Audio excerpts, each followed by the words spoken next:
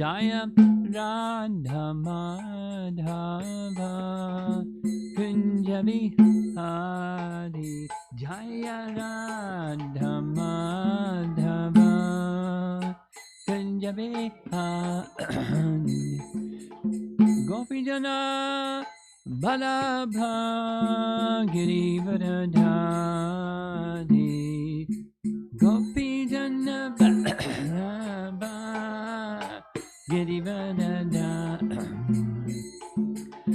Gopijana Balabha Girivardhari Gopijana Balabha Girivardhari Jasodanandana Brajajana Dandana Dandana Brajajana Dandana Jasodanandana Brajajana Dandana Brajajana Dandana Jamuna Tira Vanachadi Tira Vanachadi Jamuna Tira Vanachadi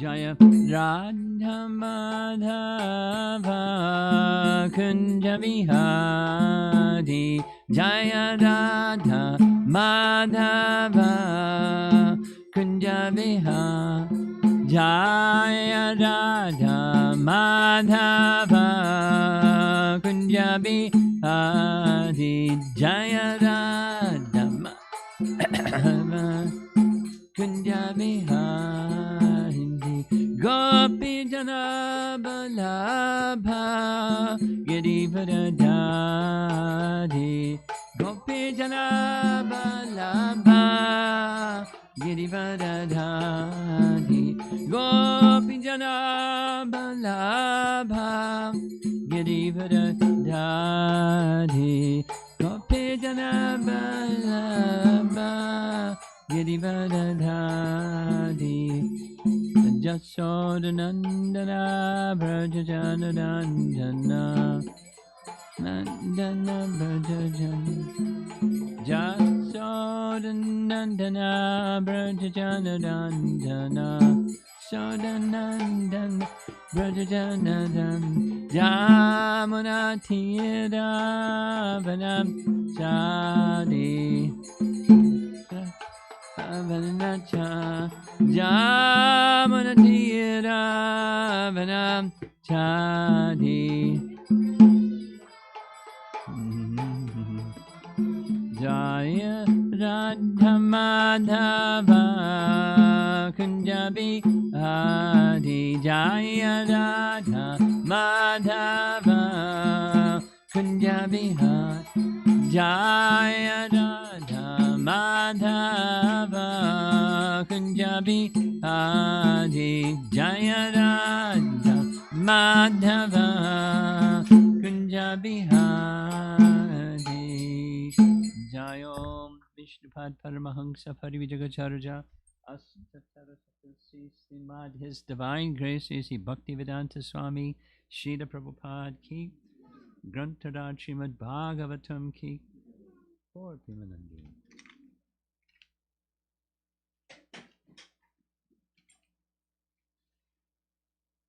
Om Namo Bhagavate Vasudevaya.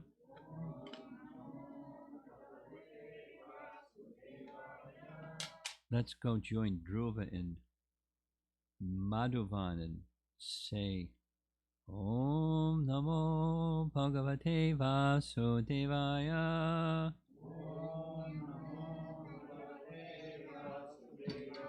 Om Namo Bhagavate Vasudevaya.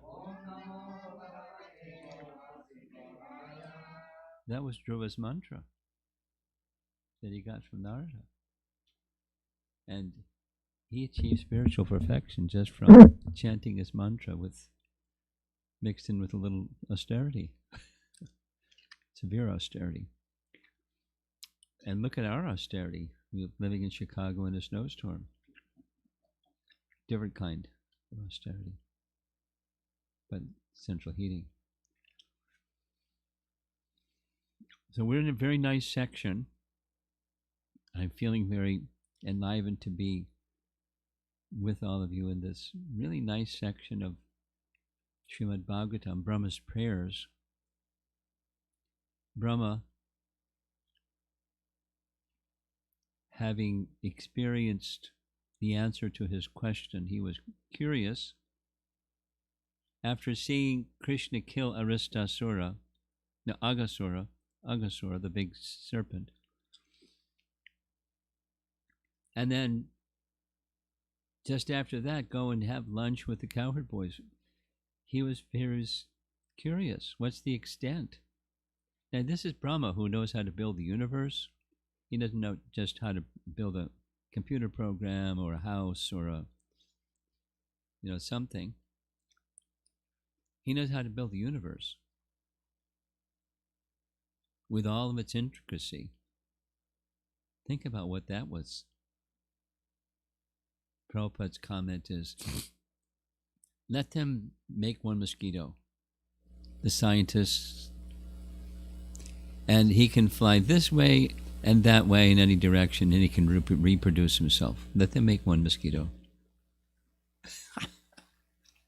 And what has Brahma made? 8,400,000 species and upper, middle, and lower planetary systems, and all of the complexities of the...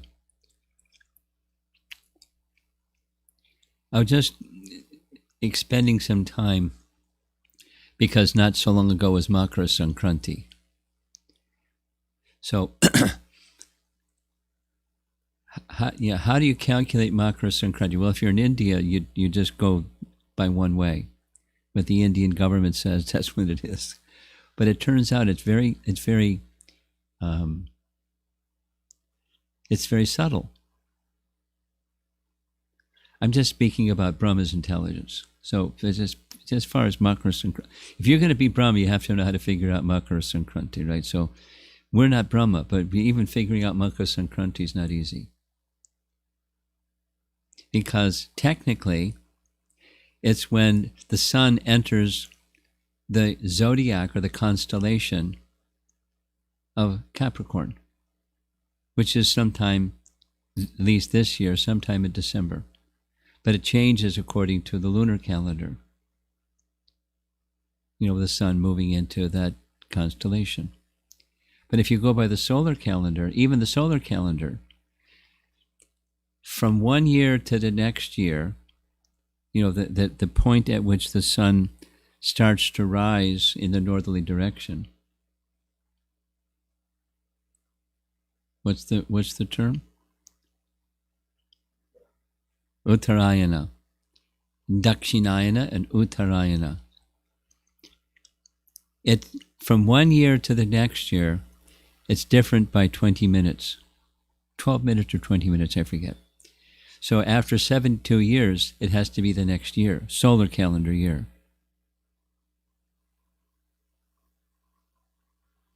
So it's not simple.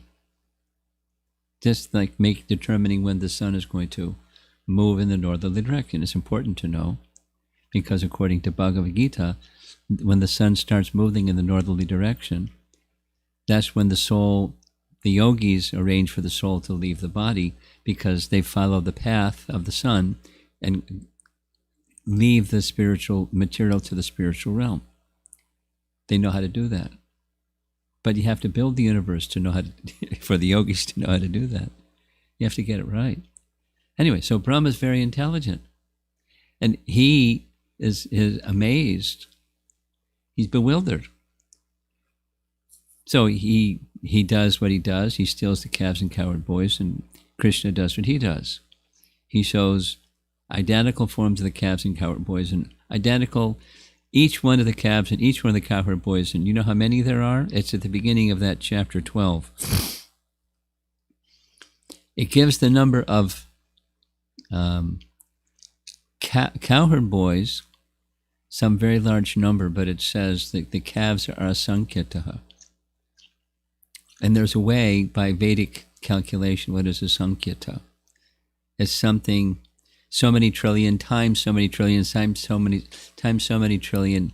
And when you get beyond that, then it's a Sankhya. It's too many to count. There was a lot of calves. A lot of calves. And for each one of the calves, Krishna manifested simultaneously. There's the calf and a Narayan form. And each one of the cowherd boys and a Narayan form. And the boys are still having their lunch. And the Narayan form. And are surrounding the Narayan form all the potencies of Narayan. And how many potencies are there for each form of Narayan? Unlimited. Nijya Sarva Shaktis. Unlimited. Parasya Shaktir it Vivadaiva Shruyate. Unlimited. So what a scene. And they're all singing glories. What a concert. And then Krishna showed universes for each one of the calves and cowherd boys within Vrindavan, which is one universe. So many universes. Wow. And then poof, they all disappeared. So then he offered prayers. First he fainted. Then he offered obeisances. Then he offered prayers. And we're on verse 37 of his prayers. The first 30 of those prayers are describing his opulences. And basically, Sambandha Gyan, or the relationship of all things with their source. And he's saying in this very first verse, I want to become a resident of Vrindavan. That's his sankalpa. That's his, I was the controller, I have been, my attainments thus far have been building a universe and aspiring for liberation. In this life, please consider, in this life, doing your duties nicely. For Brahma, his duty, building a universe. The universe is built. And each morning when he gets up, because during his night, 2/3 of the universe is gone. There's a partial devastation every night. And then in the morning, does a sadhana, and has to rebuild the universe again, the part that was destroyed. So he knows how to do it. He does it every day. He knows how to do it.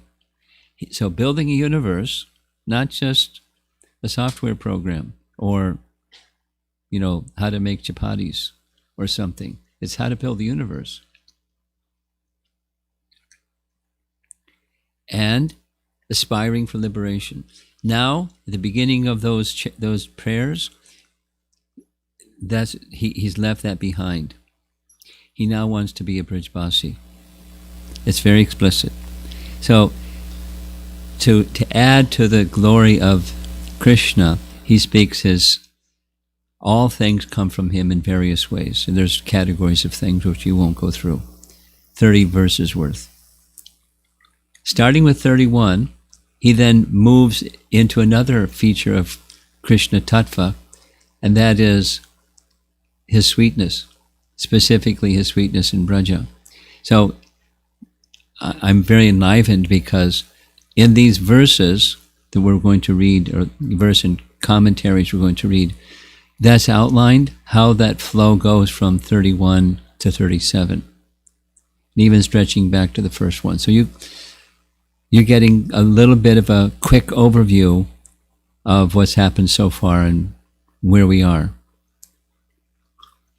Okay, so here's translation to verse 37.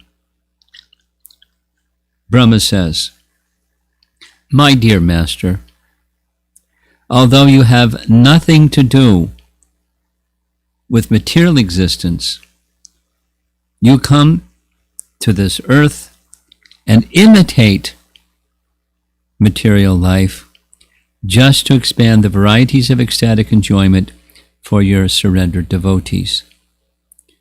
It's actually the other way around. This is a reflection of the spiritual world.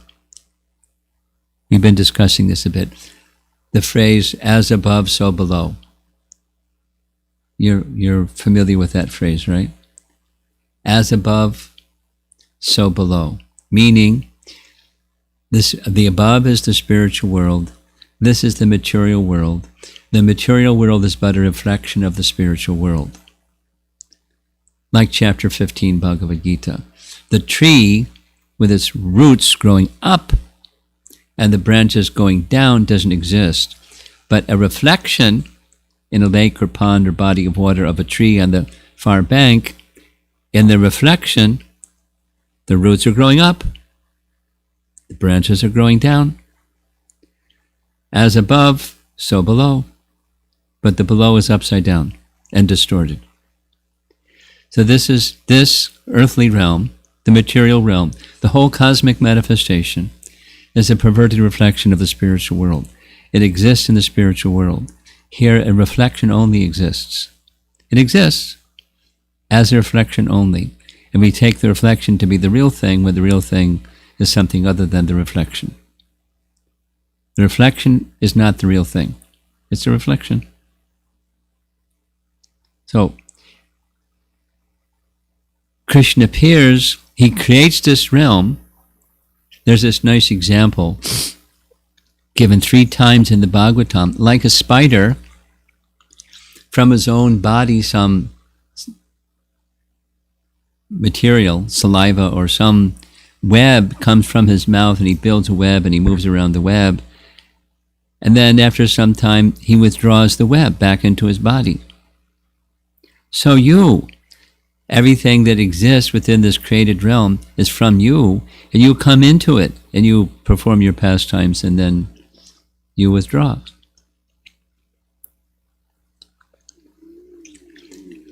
It's a metaphor. Krishna is not a spider. And another big difference is spiders have to ingest something to make their web. But Krishna doesn't have to ingest anything to make creation. It comes from him. And then there's a third difference. Sometimes spiders get caught in their own web and die. Krishna doesn't get caught in the material creation. He's totally, even when he appears, he's totally aloof. That is, not affected by material contamination. We are. But he's not. So he appears in this world, this verse is saying, Brahma is saying, he appears in this world, and people become bewildered. They think that you're one of us, or one of them, although you're not. So why do you do that? You do that for the pleasure of your devotees. So that we're going to hear the commentary. That's the picture. This is the sweetness. What's the sweetness?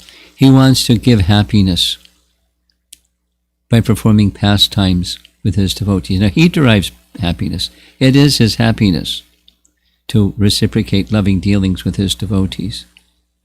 But it's the happiness of the devotees, loving dealings of Krishna. He comes for that purpose.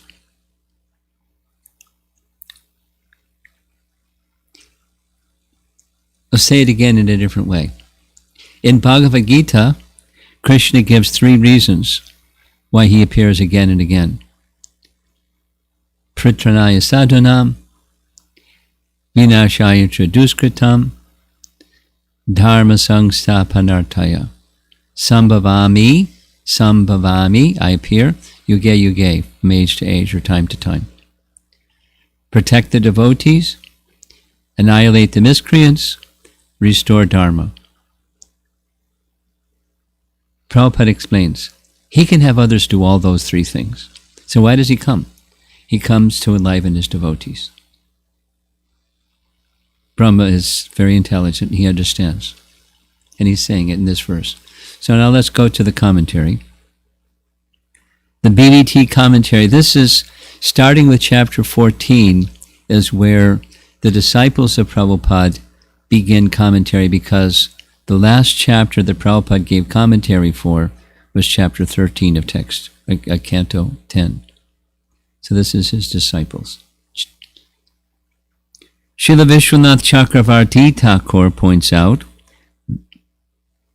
that just as a lamp does not seem to shine as brightly in sunlight as it does in the shade, or as a diamond does not seem as brilliant on a silver platter as it does on a plate of blue glass, a brilliant diamond,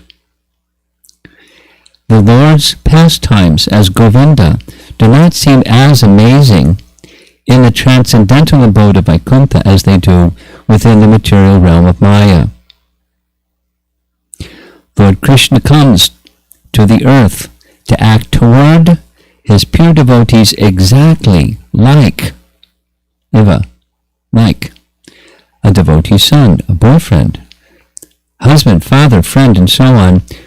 And within the darkness of material existence, these brilliant, liberated pastimes give unlimited ecstasy to the surrendered devotees of the Lord. Paragraph. In his Krishna book, Srila Prabhupada writes, Lord Brahma, quotes Lord Brahma as follows: I can understand that your appearance as a small cowherd boy, a child of the cowherd men, is not at all material activity. You are so much obliged by their affection that you are here to enthuse them with more loving service by your transcendental presence. He's stimulating their love, and he's exchanging with their love. And here's Vishwanath's full commentary. So the first two sentences kind of outline the whole purpose of what Brahma is saying. Some persons think that the Purna Brahman becoming a son of Vraja is not real, not absolute, and that those devotees are an illusion. In reply to this, Brahma recites this verse. It's right in Bhagavad Gita, correct? Some persons, they are foolish, they're buddhas, they think that I have assumed a human-like form. Manushim tanam. Manushim tanam, tana means body, ashratam, I've assumed a human form. Parambhavam ajananto, they don't know my parambhava, my higher nature, which is changeless and supreme. So as Krishna says, Brahma is not specifically saying there are persons that think like that, but he's addressing the persons who think like that. Quote, this is commentary. Although you are always beyond the material influence, you are always situated within the material world and take up forms and relationships similar to material forms and relationships of sons. But your form and relationships are not false like those of the material fathers and sons. Those forms and relationships, being transcendental, are real and eternal. Although your pastimes are eternal and beyond material influence, they appear similar to material activities. Why do you need to imitate material activities? I know you wish to increase even further the bliss that the devotees have tasted from some of your pastimes. Commentary. Paragraph. Now here's this. As a lamp appears bright in the darkness, but is insignificant in the sunlight, or as a diamond does not glitter on a white background but appears brilliant against a dark background, the pastimes do not appear so astonishing in Vaikuntha as they do when performed in the material world. Although Vraja is spiritual, just as Krishna appears like a mortal person, so Vraja appears like part of the material world. In this place, The pastimes appear most wonderful. And that's his commentary on this verse. It gets interesting further. Jiva Goswami. Does anybody need an introduction to Jiva Goswami? You all know who is Jiva Goswami. So if I ask you who is Jiva Goswami, you can tell me, right? I don't see anybody volunteering to tell me. Okay, we do have. You like explanation? Okay. I'm just teasing you. When it comes quiz time, then the hands go up. Okay. Please explain before the quiz, please. Okay. So we all know who is Krishna. And Krishna appears at the end, near the end of the previous yuga, Dwarpa Yuga. And at the end of his stay on earth, he spoke Bhagavad Gita. Bhagavad Gita is Dharma Sangstha. He's restoring Dharma when it was dissipated, broken. So, Krishna considered, I've spoken this conclusion of Bhagavad Gita, Sarva Dharmam Parityaja Mamekam Sharanam Braja Aham Tvam Sarva Papebhyo Moksha Yeshami Masuchaha. Celebrated verse, the conclusion, the essence of the whole Bhagavad Gita is Mam Ekam Sharanam. All other forms of Dharma, they're subservient to this one principle. What's that one principle? Mam Ekam Sharanam. Mam Ekam, me alone, Sharanam, surrender, take shelter of me. But in Kali Yuga, people aren't going to know how to do that.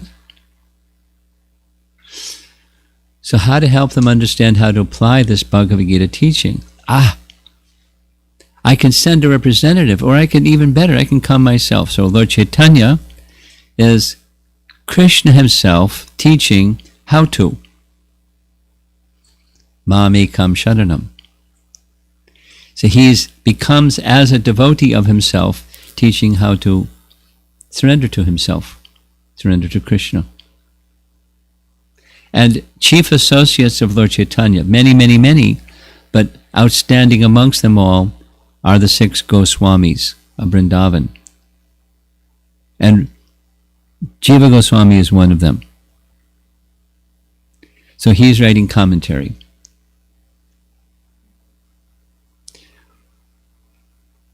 What is the purpose of your pastimes? They are to spread intense bliss to the surrendered people, namely, those in Braja and myself, Lord Brahma, by sweet pastimes, rather than pastimes displaying only power. Question. Oh no, this is now some verses spoken by Shukadeva Goswami from this 10th canto. This is 10th canto, chapter 14. We're going back to chapter 8. Chapter 8,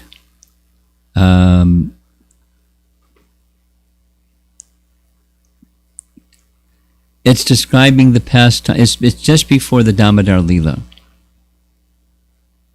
Chapter 8 is the childhood pastimes of Krishna. That's the title of the chapter. So Krishna does this and that and the other things, childhood pastimes, including Mother Yasoda looking in Krishna's mouth and seeing if he's eaten dirt, and she saw the whole universe within Krishna's mouth. That's that chapter. And at the end of narrating that chapter, Sukadeva Goswami goes, wow, these residents of Vrindavan, wow. What pious acts did Nanda perform to cause such affection? And what pious acts did most fortunate Yashoda perform so that the Lord drank from her breast? Next, great devotees sing of the activities of Krishna in his childhood, which Vasudeva and Devaki could not experience, and which even today destroy the sins of all people. So, the pastimes of Krishna were not only for the residents of Vrindavan, they're for us, so we can hear, chant, and remember those pastimes and become freed from contamination just by doing what we're doing. It's really nice. It's like a spiritual bath. It's really nice. Just hearing. And then he quotes another verse, the first two verses of chapter 7, where Shukadeva Goswami says, is that right? Samarish Prikshit, speaking to Shukadeva. Hearing about the Lord, full of all qualities, destroyer of suffering, attractor of the senses, who, through his appearance, causes pleasure to the ears and great attraction to the mind, who destroys all disinterest in the topics and all thirst for material enjoyment, the topics of material enjoyment and thirst for material enjoyment, and produces prema for the attractive Lord and friendship with the devotees. Please, Shukadeva, speak of the Lord's pastimes, if you think that I'm qualified.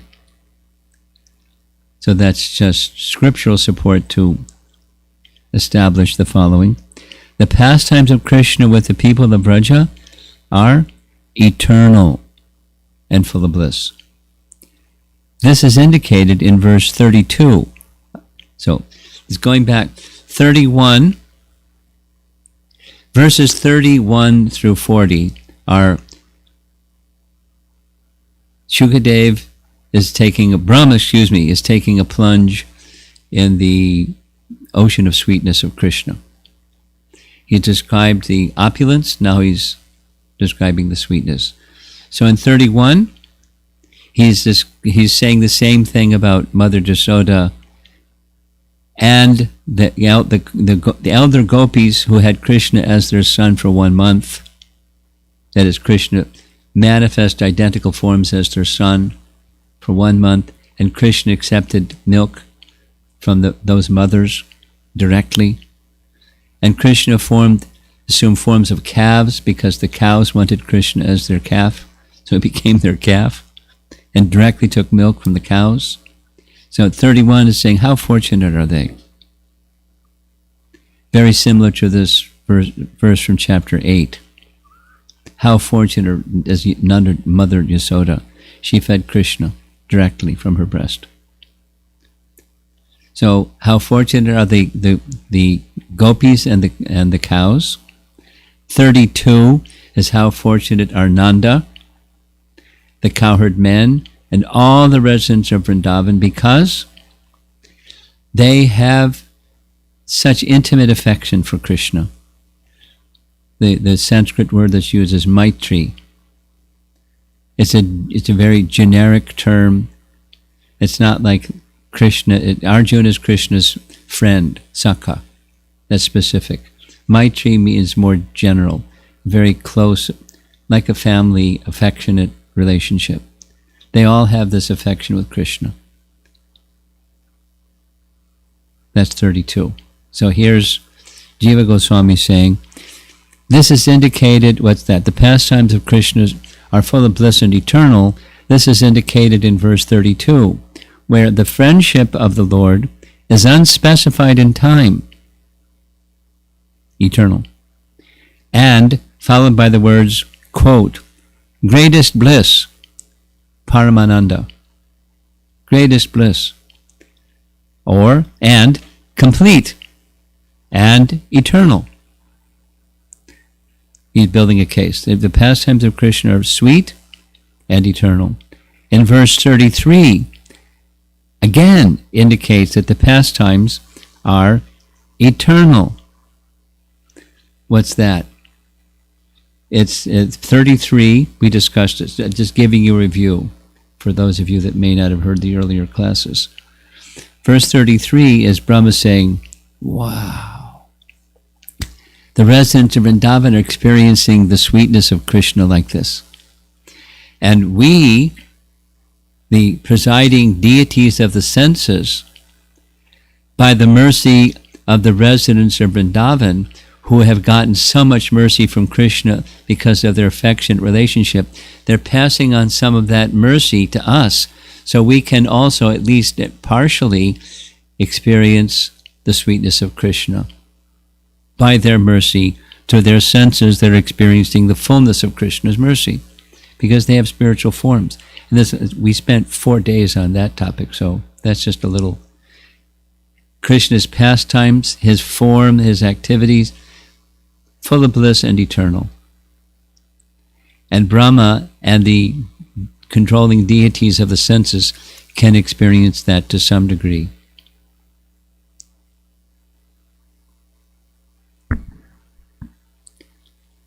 In giving up aspirations for Vaikuntha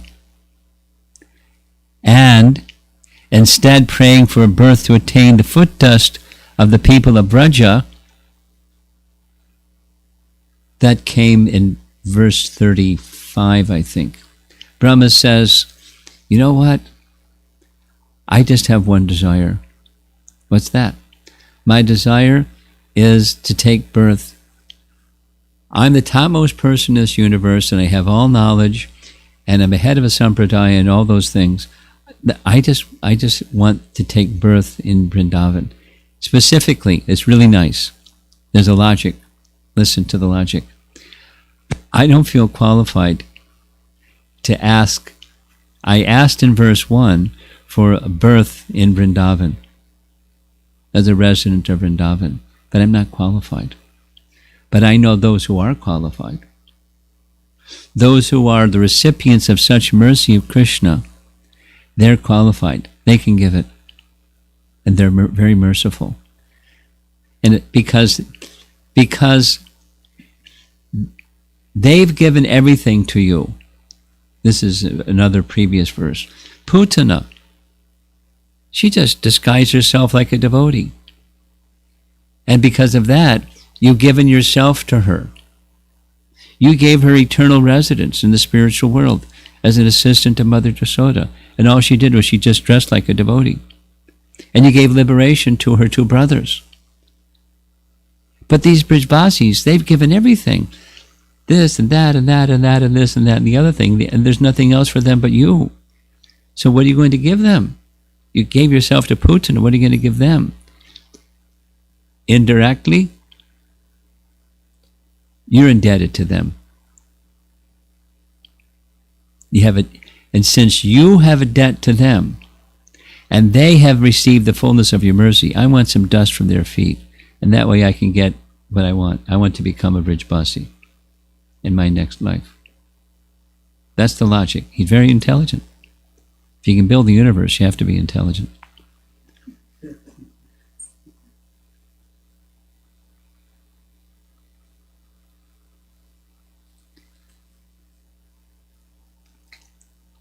In giving up aspirations for Vaikuntha and instead praying for a birth to attain the foot dust of the people of Braja, and describing the Lord who is the life of the people of Braja sought by the Vedas, that was the next verse. Again, the eternal nature of the pastimes is seen. Not able to repay his debts because of the absolute surrender of the residents of Vrindavan, he's indebted to them. The Lord then appears in the world as a sun over unlimited kalpas of time. A kalpa is a day of Brahma. Unlimited. So it's, eternal. The universe is manifest and unmanifest. His pastimes are sometimes manifest and unmanifest, but his pastimes are eternal, and his presence with the Brijbasis is eternal because of their love for him. He's indebted, and he can't pay back that debt. So he just gives himself eternally to them. And they give themselves eternally to him. It's a bond of love, eternal love. That's the nature. That's what's being described here. though there are many people filled with attachment and illusion, this is not an obstacle to the pastimes. That was the previous verse. In Vrindavan, they're largely householders. And householders have houses. And they have paraphernalia, they have children, they have things that we have, worldly people have. But for the worldly people, the previous verse was it's an impediment because of attachment to the temporary and so forth. It's a really interesting discussion. But for the Brijbasis, it's not an impediment because everything is you-centered, Krishna-centered. And that's our art of living, is becoming Krishna-centered, and that it doesn't become a burden or a fault. It doesn't become a source of bewilderment and illusion. It becomes an opportunity for service to Krishna only. It's a different paradigm. Change the channel. You don't have to shut it off. Just change the channel from material to spiritual, and it's quite different.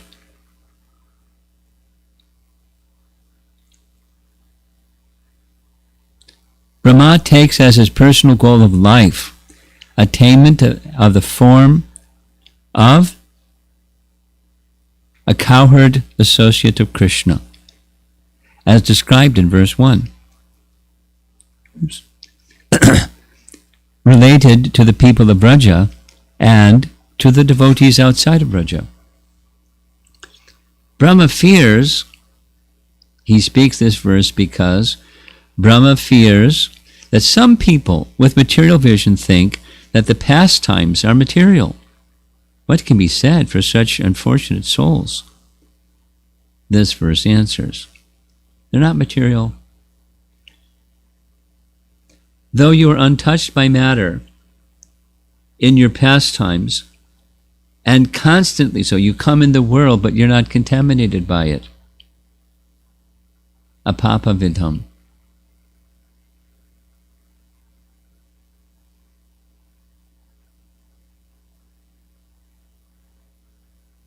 Though you are untouched by matter in your pastimes and constantly engage in pastimes with your devotees, and appear in material world with your devotees, you're intimate. You imitate the material world by being born like a human, but show your great glory by that act. Someone may ask, what's the purpose in doing so? The answer, it gives joy to the devotees, both the people of this world who are not eternal and the surrendered devotees who are eternal derive bliss by seeing and hearing about the eternal pastimes which manifest on earth. An ocean of bliss spreads because of his pastime which appear on earth. And we're almost done. There's one more commentary, that's Sanatana Goswami. For those of you that we gave that description of Jiva Goswami, one of the six, his uncle, his father's elder brother, is Sanatana Goswami. And amongst the six Goswamis, he was the eldest and accepted for that reason as, not only for that reason, but he's accepted as the elder brother, like the leader amongst them, the most respected amongst them, Sanatana Goswami. And his explanation is much shorter. It's right to the point. Though you are beyond the material world, you imitate the world by being a son, etc. Why? You do this in order to give bliss to your devotees by hearing about your pastimes related to Braja. Or another reading of the Sanskrit could be, do you really perform pastimes as a son with devotees? Yes. You who cause others to exist in the material world, that's us, this prapaschyaha, those persons who appear by Krishna is arranging for us to appear in this world, become fixed in spreading bliss by pastimes with the people of Braja. So he's wanting to benefit us. He performs his pastimes, and for that matter, the whole of the Srimad Bhagavatam, appearing shortly after Krishna's departure, because that's when the Bhagavatam appeared. Now here's a Bhagavad Gita question. Bhagavad Gita question is, in Bhagavad Gita, Krishna makes reference to Brahma Sutras, Brahma Sutra Padaishchaiva. In Bhagavad Gita, he says to Arjuna, so how did Krishna make reference to Brahma Sutra? Or another way of asking, when did Vyasadeva compile the Vedas? And the answer is, the Vedas were compiled. The Vedas were compiled before Krishna spoke Bhagavad Gita. They coexisted. Vyasadeva, they were contemporaries. When Shukadeva Goswami was within the womb of Vyasadeva's wife for 16 years, she was very uncomfortable.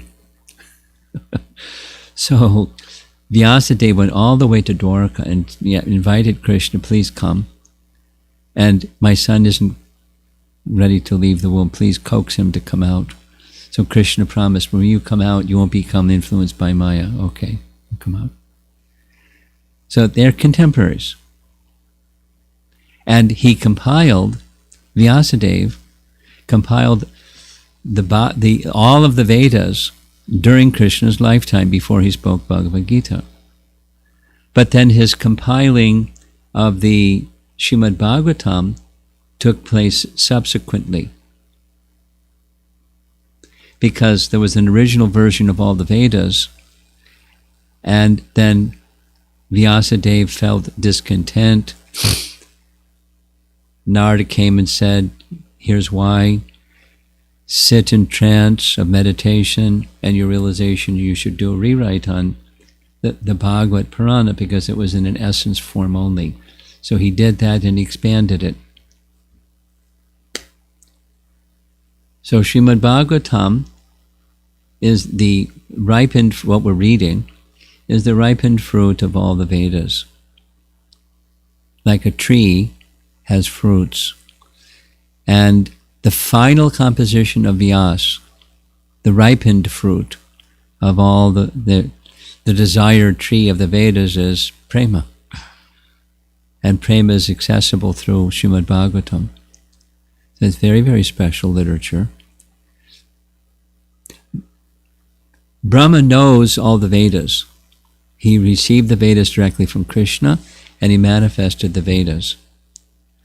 And that's what Vyasadeva compiled, the Vedas, from that sound vibration form, manifest by the mouths of Brahma. Srimad Bhagavatam is an expansion of a portion of those Vedas in the form of these wonderful, very special pastimes, meant specifically, just as we read, for two things: cleansing the heart and awakening love for Krishna. Because it's described in the first 3 chapters of the Bhagavatam, after Krishna departs, where do religious principles take shelter? Because when Krishna was present, just by his touch of his feet on earth, everything was auspicious, and all inauspiciousness was driven away. He killed all the demons, that everything is clean. But now Krishna left. So where to take shelter now that Krishna is gone? And the answer that's given is shortly after Krishna's departure, this light of the Bhagavad appeared, as brilliant as the sun. So there we get some chronology. I'm doing this for chronology purposes. The fullness of the Srimad Bhagavatam appeared after Krishna's departure. The whole of the Vedas were compiled before Krishna spoke Bhagavad Gita. And for that reason, Krishna is mentioning the Brahma Sutras, because that's the composition of Vyasa. In addition to compiling the Vedas, that's his own writing, Vedanta Sutra. Nyaya Shastra. There's Shruti Shastra, that's the Shrutis, and then in the logical presentation of the Vedas, that's what Vedanta Sutra is. And this section is very nice. It's a little, the language is a little involved. But even if we don't understand the language, you're like this little girl. She may not understand much of anything other than hearing Krishna's name and things like that. Nonetheless, the sound vibration is purifying.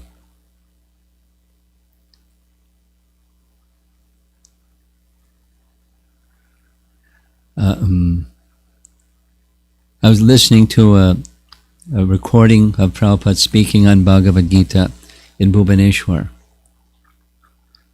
And you could hear in the recording, there's a lot of noise. So in the course of speaking, Prabhupada stopped. He said, no, they can stay. They're making noise. Ladies with their kids. Not understanding, you don't have your kids make noise hearing the class from the sadhu. But Prabhupada was being very tolerant. And then he interrupted the class and said, no, they can stay. Even they don't understand English, they'll be benefited just by hearing the sound vibration. Or another is, Tamal Krishnaraj told me this story. When they were conducting Pandal programs in India, sometimes Prabhupada didn't speak English. In English, he spoke in Hindi. So the first time it was in Hindi, because of the audience. After Kirtan, Prabhupada began speaking in Hindi. And Tamal Krishnaraj looked at the other sannyasis and they started to get up to leave the stage. And Prabhupada asked, where are you going? He said, Prabhupada, we don't understand Hindi. He said, that's okay. You stay. You'll benefit just by hearing that sound vibration, even you don't understand. So many of these topics of the Bhagavatam, they're really up there. And our little binary processors can't process them so well because they're really up there. That's the mind, the binary processor. But it's cleansing and beneficial and purifying anyway, because the sound vibration is Harikatha, which is cleansing the soul. And second, awakening that natural attraction. Stimulations of ecstatic love, it's called in Rupa Goswami's writings, Udipan, stimulations of ecstatic love. Just the sound vibration of Krishna's wonderful pastimes, which is what this verse is saying. Krishna comes to do that, to stimulate the love of his Brijbasi associates and the rest of us. And it's presented in the Bhagavatam, shortly after Krishna's departure, to give the same light as Krishna's presence. When the sun sets, it's night. But when the night of Kali Yuga comes, as brilliant as the sun comes Srimad Bhagavatam. As cooling as the moon and as brilliant as the sun.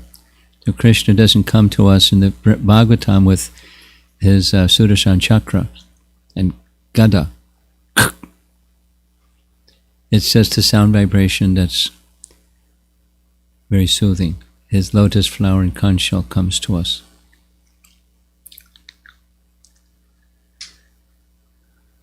This section of the Bhagavatam is very nice. I was sharing on the way over here. I really like what I'm doing. It's good for me, and it's good for those who get a chance to hear. And some persons are following carefully, and because they're hearing it again and hearing it again and hearing it again, it's the cleansing is going on, the stimulation is going on, and it starts to become more clear.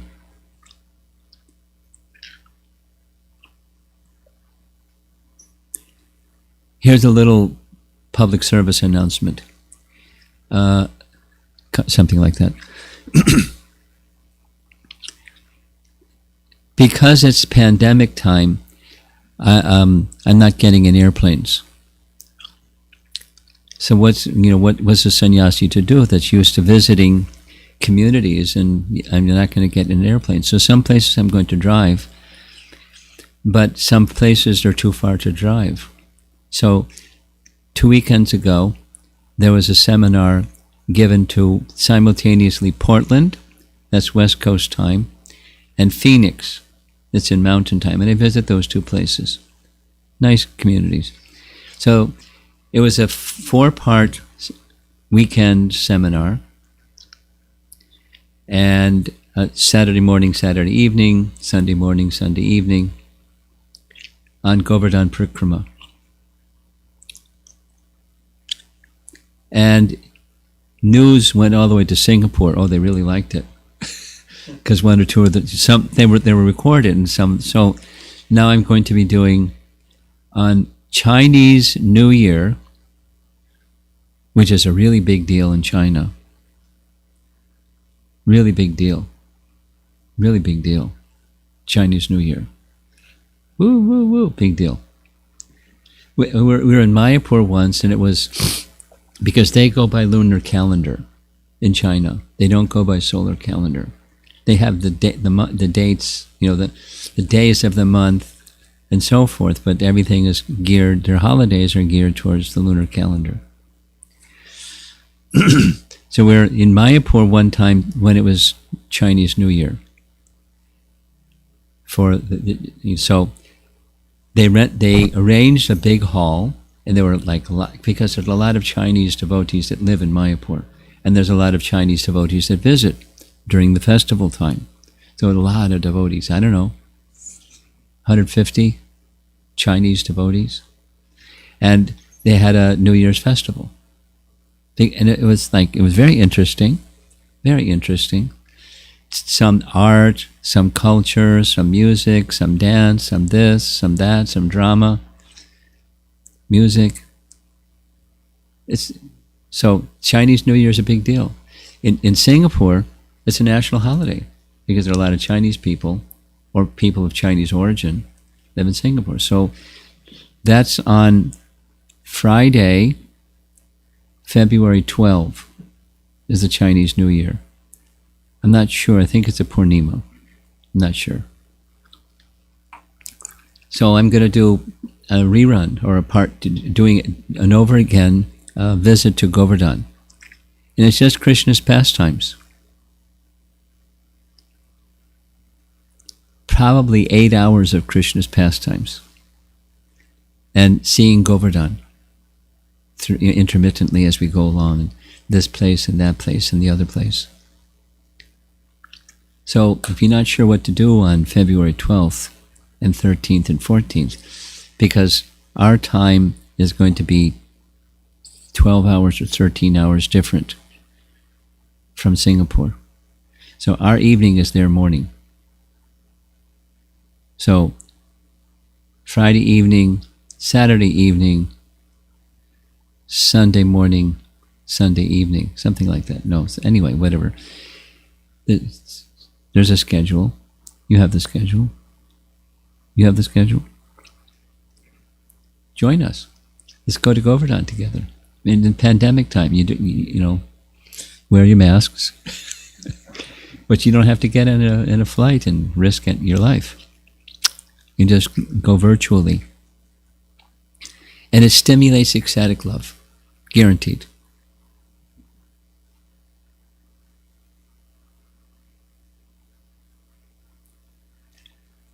You'll hear. Govardhan is the best of Krishna's devotees. Who's the best of Krishna's devotees? The followers of Lord Chaitanya will say, the gopis are the best. That's what the commentary on Srimad Bhagavatam by Srinath Chakravarti, a contemporary of the six Goswamis of Vrindavan, wrote a commentary on the Bhagavatam. And that's right at the very beginning. The best of all worship of Krishna is done by the gopis. And the gopis say Govardhan Hill is the best.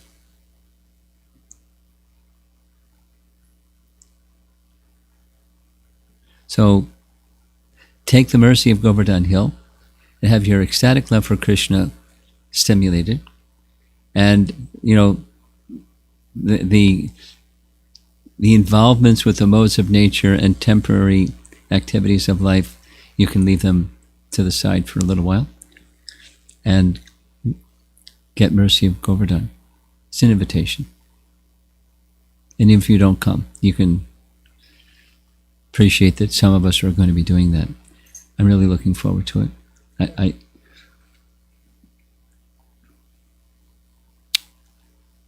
Okay, I'll stop. I'm feeling very enthusiastic this evening. I hope it's okay.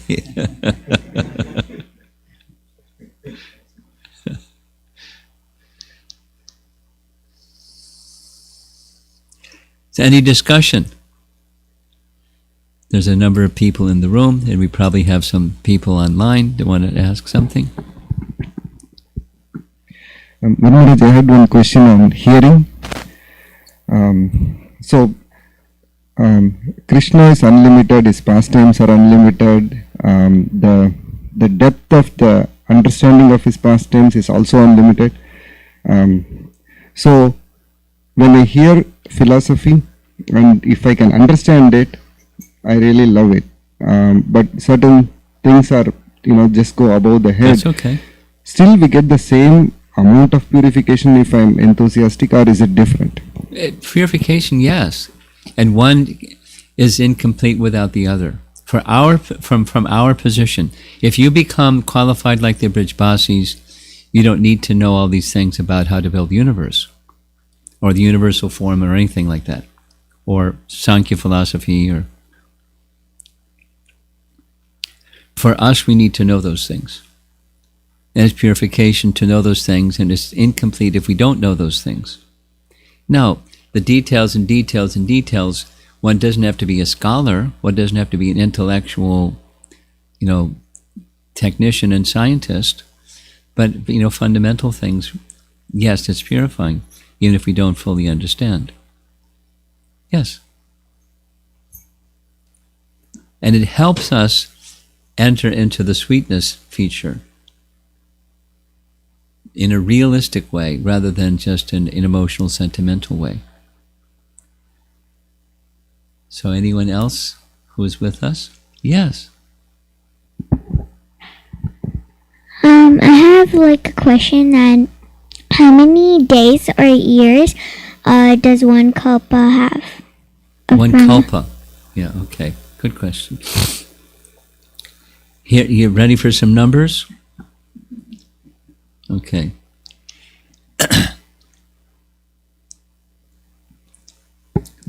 I'll do it slowly. You have a good memory?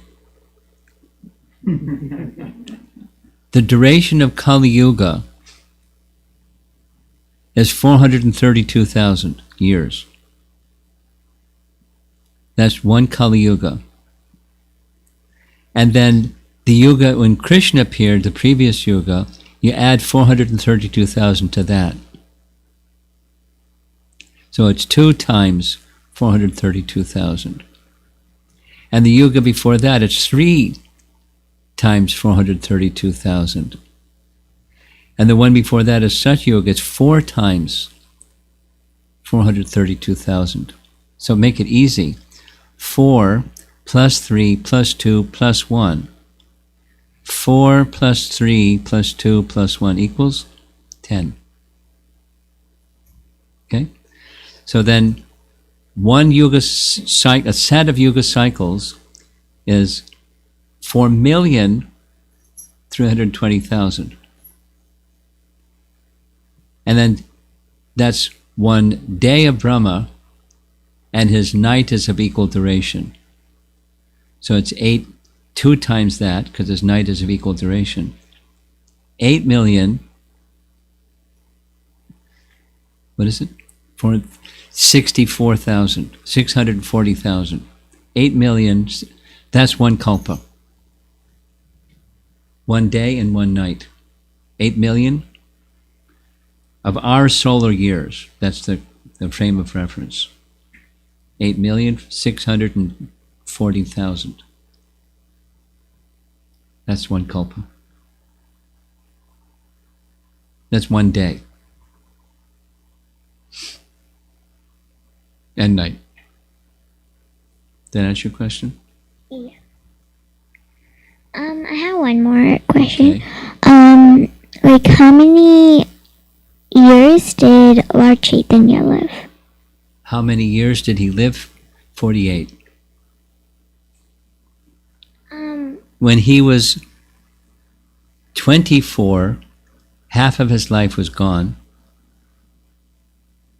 He took sannyas.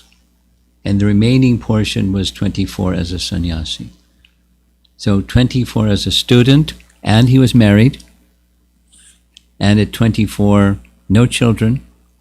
At 24, he took sannyas and went to Puri. 48 years. What else? You have another one? Huh? Here's something I just read. How long did Krishna stay on this earth planet? Do you know the answer to that one? 125 years. And it's right in the Bhagavatam. In the Bhagavatam, we're going to be discussing in the morning class Krishna's discussion with Uddhava.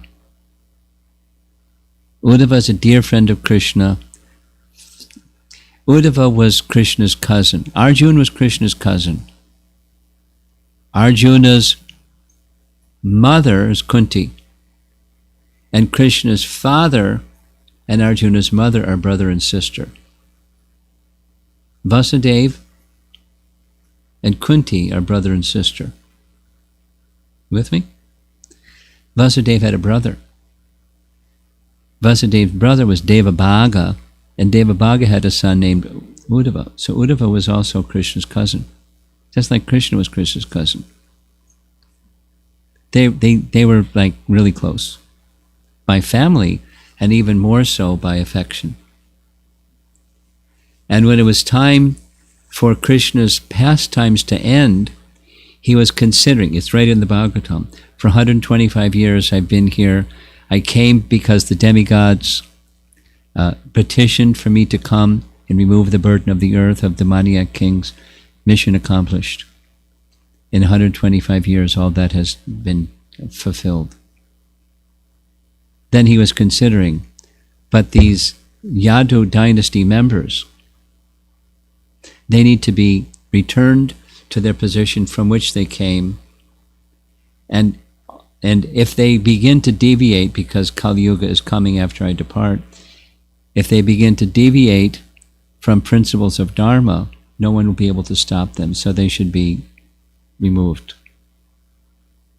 For their betterment and for the betterment of the purpose for which he came.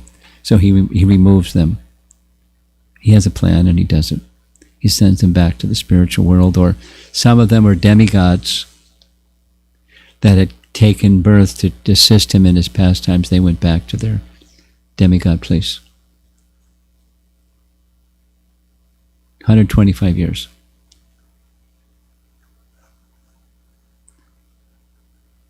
Anyone else?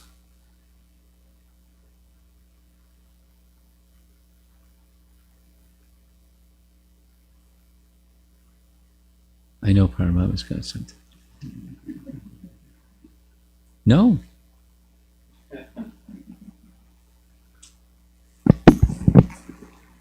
Maharaj, I was just trying to deliberate upon what Vibhu Chaitanya Prabhu was saying.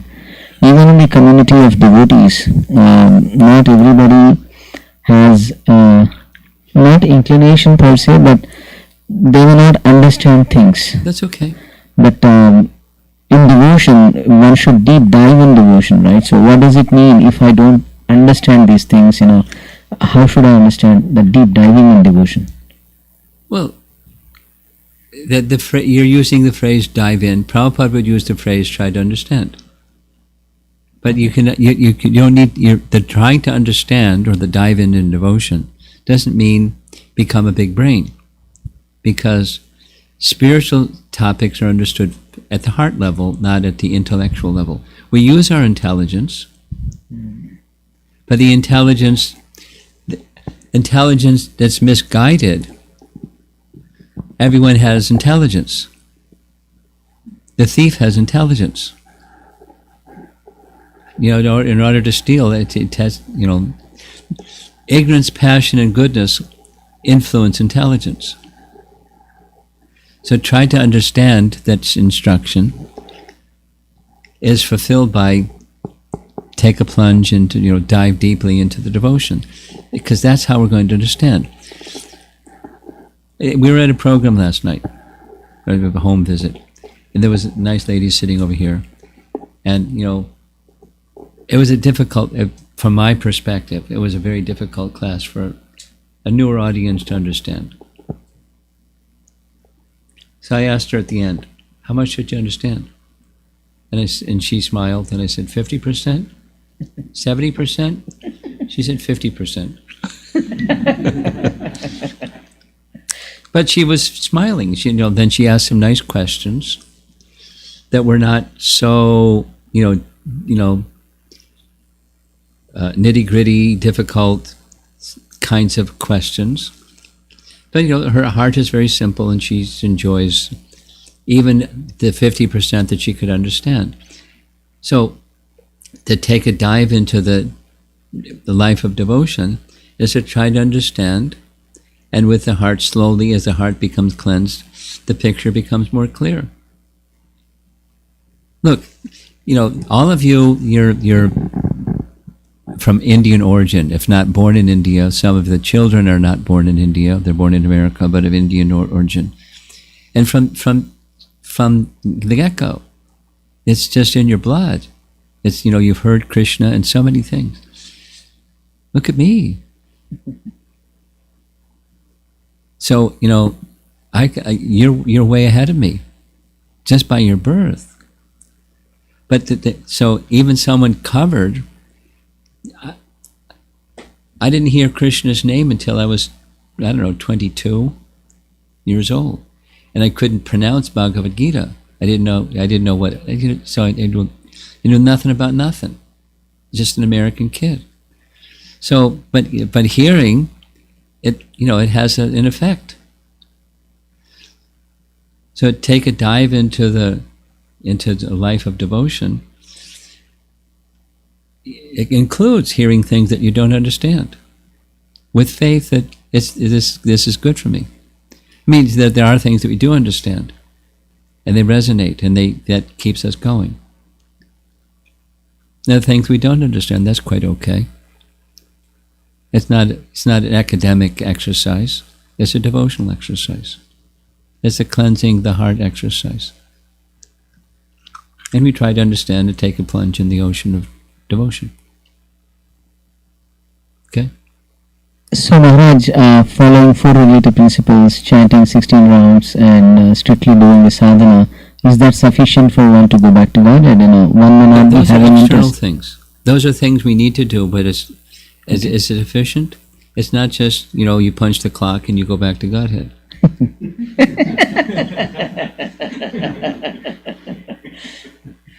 Bhakti is not a vending machine.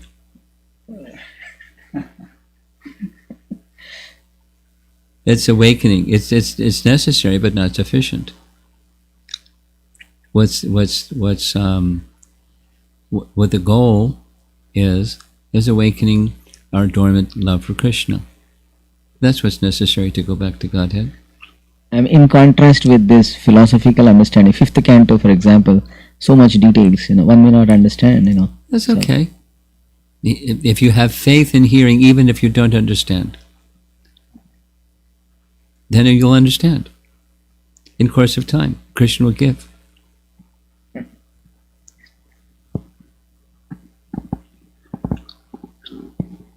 Yes, back there. If we were all at a time one with Godhead, and as Godhead we're eternal. Whoa. We're gonna. We got some people in remote that aren't going to hear you unless you have the microphone. Speak slowly too. Yes, at a point we were all one with God, and in that form we are eternally blissful. How can we ever deep to be with, and why was this material world ever even created? That's a handful of questions in one question. Now, let's do the why the material world is created, and we'll go backwards. 2 reasons. It's a long explanation made short. A, we wanted it. B, it's meant for correction of that misuse of free will. So in the spiritual, in our natural position, in our constitutional position, it's a condition of love of God. With love, there's the option to say no. Otherwise, it's not love. You love me or else. That's not love. There's no option. The love is there when it's a free will choice. So the misuse of free will is the cause of this creation. Why? We wanted it. But at the same time of providing living entities the option of trying to enjoy independently from Krishna, which is illusion, you can't. It's the house of correction. Is to correct that. So with that correction, it really didn't work out to be happy without Krishna. And there's all kinds of teachings and encouragement and stimulations for awakening. So that's why creation. Those 2 things. I didn't do the other ones. The other ones, you have a premise that says, once upon a time, we're in the spiritual world and everything is, groovy and blissful and, fantastic. So, what led us to the position, to the situation of coming here instead of there?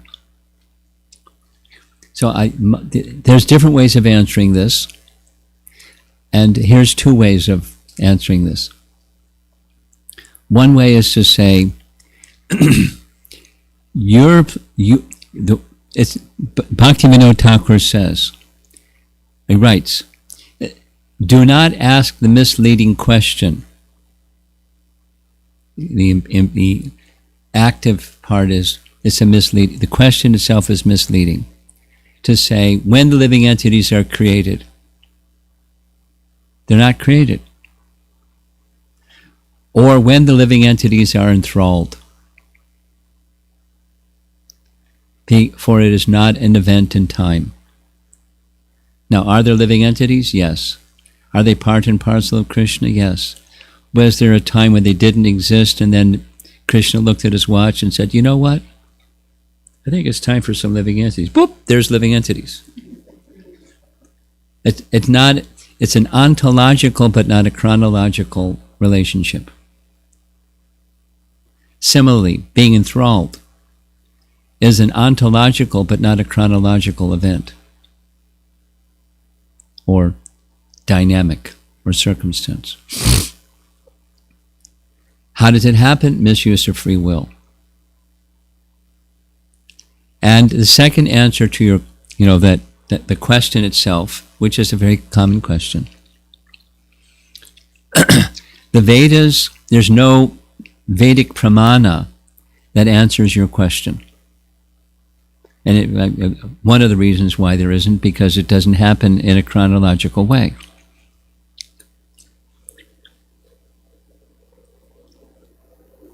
But, why has no pramana? It's a what? There's living entities that misuse their free will. And so the Vedas are very vigorous in describing how to restore that original consciousness. The proper use of free will. Lots of Shruti Pramanas, scriptural evidences that teach what to do. Here we are. A third answer that's provided in Bhagavad Gita chapter 13 in describing the word anadi, adi and anadi, beginning and no beginning.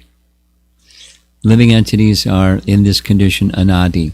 The Prabhupada writes in the purport, it is not possible for the living entity in the present circumstance to understand the answer to your question. But once liberated, then the understanding is there. Because it's not an anadi event. I mean, it's not an adi event. Once upon a time, we were in a nice situation and we blew it. It's not that kind of an event. We can think of events in terms of time. Like here we are sitting together. There was a time when we weren't together, and shortly we're going to be scattering and going different. So this is an event. We know of events that are within time. What's an event that's not within time? So you're asking a misleading question by placing it within time. Once upon a time. And then something.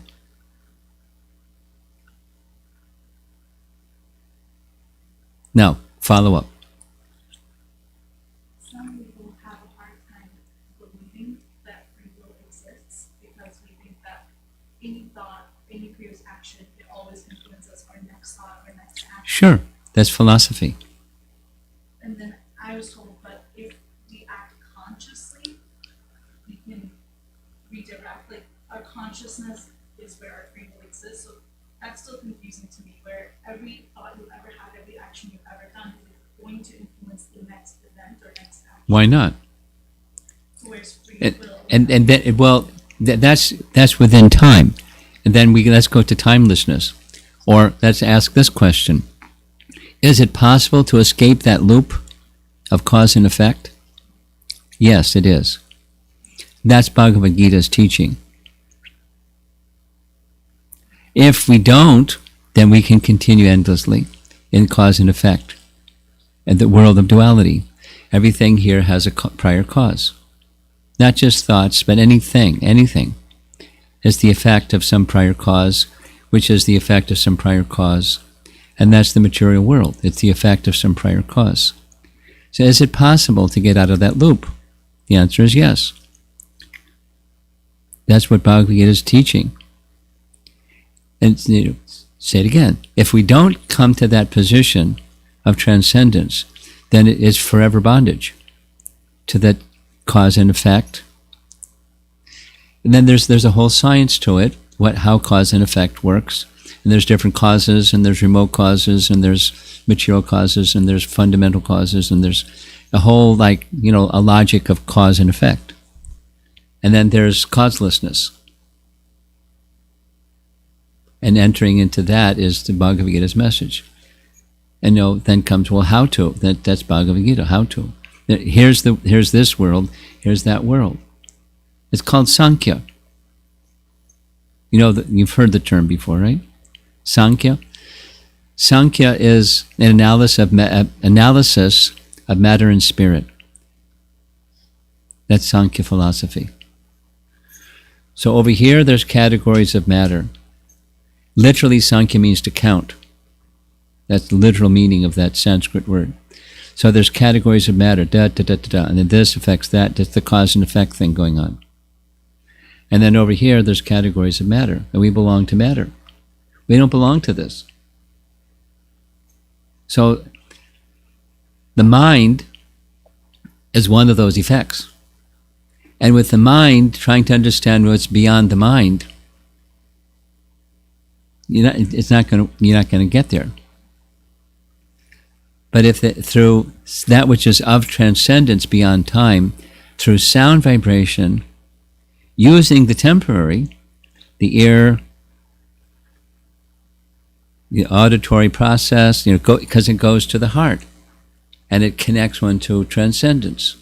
That's the Vedic process through sound. Not just any sound, but spiritual sound, because there's other kinds of sound. Mode of goodness sound, mode of passion sound, mode of ignorance sound. Some destroys, some creates, some maintains. And then there's transcendence. The cause and effect over here, and the realm of spirit over there.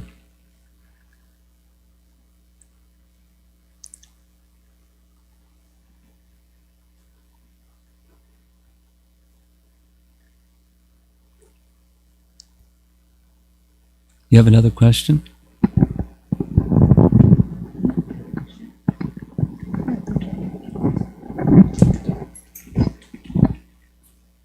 Like, could we pray to demigods, or only we can pray to Krishna? Well, the options of prayer, you can pray to a rock and roll star, or a Bollywood star, or whichever candidate for president of the United States you want to pray to. Because according to Bhagavad Gita, there is a certain mode of nature where persons worship human beings. And that's, it's not an elevated, but people do it. And so, yes, you can, but the result isn't going to be the same.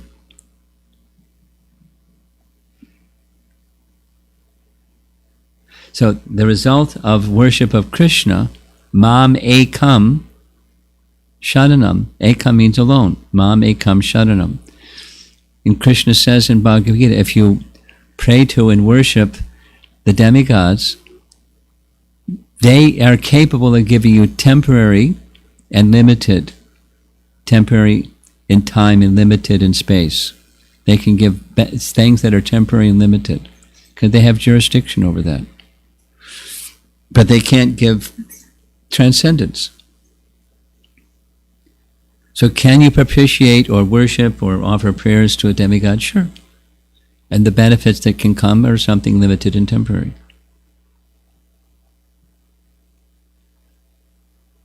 That's not advised in Bhagavad Gita. What's advised is, don't aspire for limited and temporary. Aspire for that which is of the soul and is eternal. And is liberating from the bondage of material existence. If you get stuff, you have further bondage in material existence. If you go beyond stuff, you can take care of stuff, you can take care of necessities. Krishna doesn't neglect his devotees. But we worship Krishna not to get our necessities, we worship Krishna to get Krishna and his loving association. And that's the real joy of life, is love, loving relationships. And then our worldly relationships become filled with that kind of spiritual love too, not just the temporary kind. Okay? So we can, but that's not advised in Bhagavad Gita.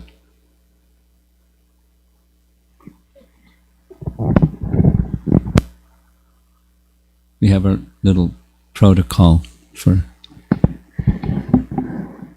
Hare Krishna Maharaj. Hare Krishna. So, by listening to you, it just occurred in the mind. For people online so they can hear you, just speak. It's on. Just speak into the microphone. Don't put it in your lap. That's all.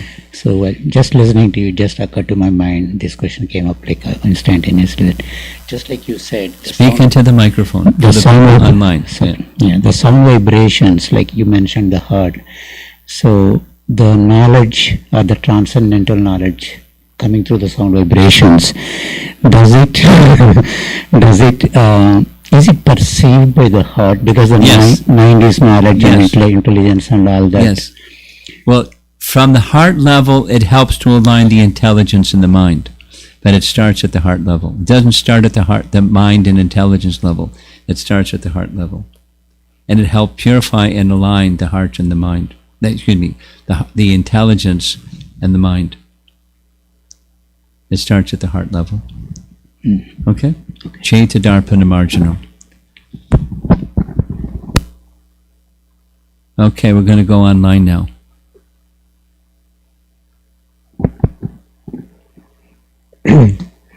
A question from Sri Radhika Mataji. Since in our scriptures there are some words used to describe certain categories of persons that are not complementary, such as mudhas or hawks, dogs, etc. Since language can shape consciousness, how does a transcendentalist hold empathy in his heart towards all while having unflinching faith in such words of the scriptures? Well, I like, one of my heroes is Prahlad Maharaj, and he speaks similar words, but he has just simply love. Out of love for them, out of love for the persons who are foolish, he wishes that they're relieved of that foolishness. But he's very, very direct about, they're really foolish. That doesn't diminish love. So if you're a worldly person, you see in terms of like and dislike, friend and enemy, this duality thing. And if you're an absolute person, you can still see what's what. Like, it's cold out, so you put a jacket on. You can see what's what. But you're not, when you see differences amongst people, you can see what's what. Krishna sees what's what. He speaks of what's what in Bhagavad Gita, including words like mudha. But Krishna has love for those persons because they're suffering in that covered condition, and he wants them to be relieved of that covered condition. So if you align yourself with great souls like Prahlad or the Supreme Person Krishna, then you're not being judgmental, you're just seeing what's what, and it doesn't take away compassion. You have to have a spiritual conception, and otherwise you're going to be in the doghouse anyways, no matter if you say nice things and don't say what's what.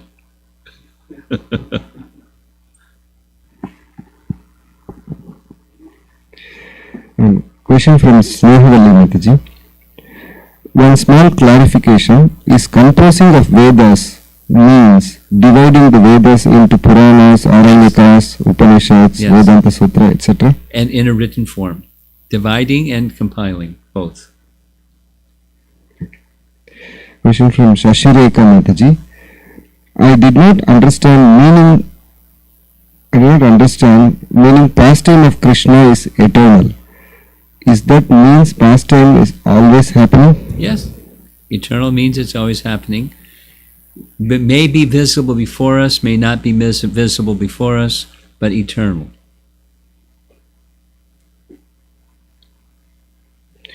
Question from Uttama Bhakta Prabhu. No doubt Srimad Bhagavatam is ripened fruit. An outsider may say respectfully that there are Vedanta Sutras, Puranas in goodness, Itihasas for Dharma to take shelter of. Why just Srimad Bhagavatam? Will it come down to sweetness aspect? Will what come down? Because why just Srimad Bhagavatam? Is it because of the sweetness aspect? Why just? I mean, you don't have to restrict yourself to Srimad Bhagavatam. I'm not sure. Do you understand what he's asking by his question? I think we say that, just read Srimad Bhagavatam, that is... We make emphasis because it's the ripened fruit. There's unripe fruit, and then there's ripe fruit.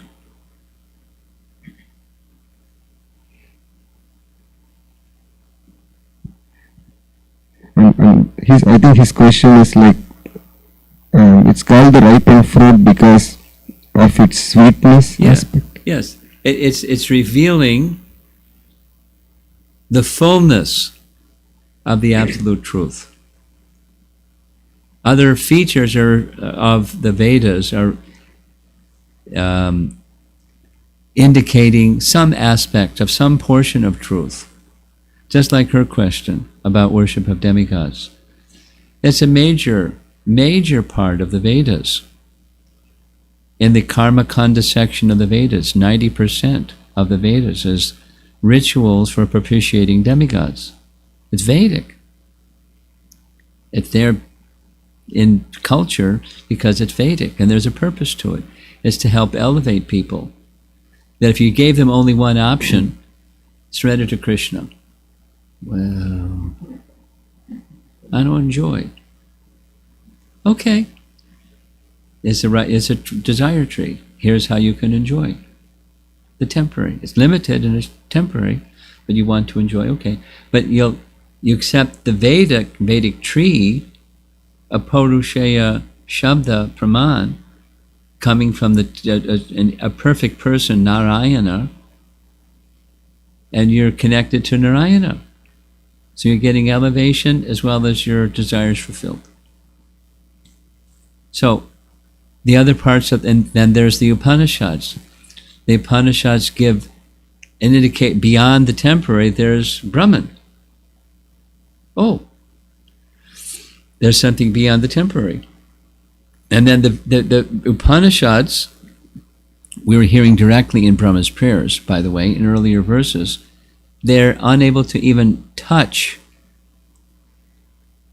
the lotus feet of Krishna. They indicate it's there, the radiance shines, there's there, but they can't touch it. So those that study the Vedas can't take that shelter. So there are literatures that touch. They are the lotus feet of the Supreme Lord, and they allow you to touch the lotus feet of the Supreme Lord and his eternal associates. So that's the ripened fruit. There's a purpose of all the Vedas, it's elevation of consciousness.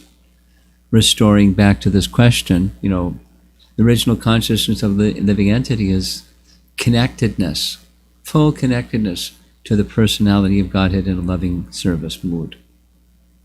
That's our original consciousness. And there are different stages of restoring that. That's the purpose of the other parts of the Vedas. A comment by Uttama Bhakta Prabhu. Just a humble note on yesterday's enjoyment question. I wanted to ask it for practical reasons, like devotee householders are sometimes involved in social, family, job, preaching gatherings where there is built-in material pleasure, but a devotee is not there for that reason. Nevertheless, a devotee may stay there for etiquette or courtesy reasons. Yes, definitely. Because it's pleasing to Krishna, not just for mode of goodness, but we want to please Krishna.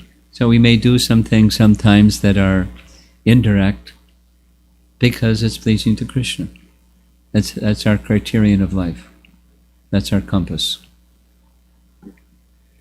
This is the last question from Shasharika Mataji.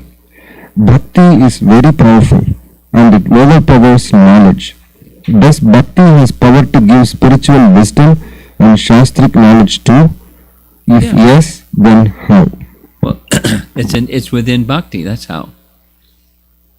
I'm sure you can find the verse from Canto 1, Chapter 2, Vasudeve Bhagavati Bhakti Yoga Prayojataha Janiyati Ashu Vairagyam Jnanam Cha Ahaitukam. Causelessly, knowledge and detachment arise from Bhakti. So how? It's within Bhakti. You awaken Bhakti, and that awakens too. We're done. Yes? Anybody else in the room wants to contribute something? Okay. Srila Prabhupada ki jai.